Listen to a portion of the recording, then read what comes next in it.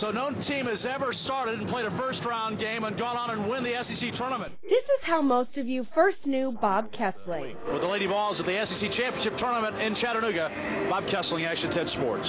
I never really thought about being a broadcaster when I came to school here. In fact, I was a public relations major. Kesling became the sports director here at Channel 10 in 1980, where he stayed for 19 years. Then in 1999, he joined the Vol Network, replacing the longtime voice of the Vols, John Ward. It's time. John's thing was be prepared to do the game, and then when you get into the broadcast booth, that's the easy part. That's when it should be fun. Melvin Goins, free throw line, gets around Bryant, throws up a wild shot, banks in it, it's good, and he's fouled. Kesling's enjoyed this sideline view for the last 12 years. He's called more than 370 games. A brilliant move by Scotty Hobson. But he can tell you, without even pausing, his favorite moment on Rocky Top. McBee's got a fire at the buzzer. Good! Skylar McBee at 3 at the buzzer. When Tennessee beat Kansas here, I mean, to me, that's one of the most remarkable games in the history of Tennessee basketball and maybe Tennessee athletics, because here's a team that's playing with all these walk-ons. Their best players are on the bench, and it's suspended, and suddenly Tennessee knocks off the #1 team in the country. And while Big Orange Nation was celebrating one of the best years in UT history, the man with the voice was staying silent about his recent health scare. You know, at that time, I didn't want to go public because I didn't know what I was dealing with. It rattles your world when they tell you you've got cancer. In November of 2009, doctors diagnosed him with T-cell lymphoma.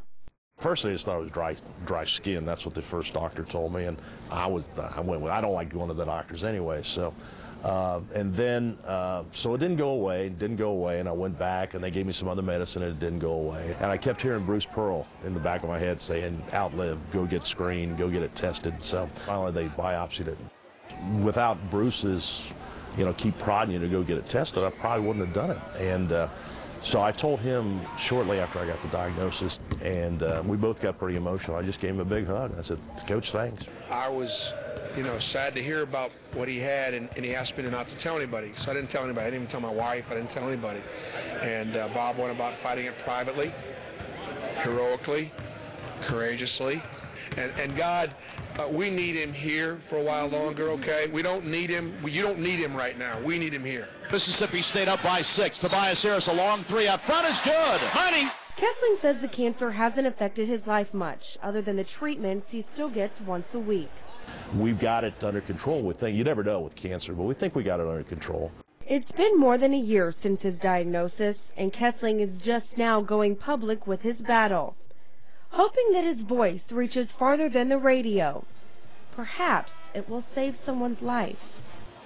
Go get tested. If you got something that doesn't look right, don't mess around with it. Go get tested. Because if I hadn't done that, I'm not sure what I'd be dealing with right now. But right now, I think I got a pretty good handle on it.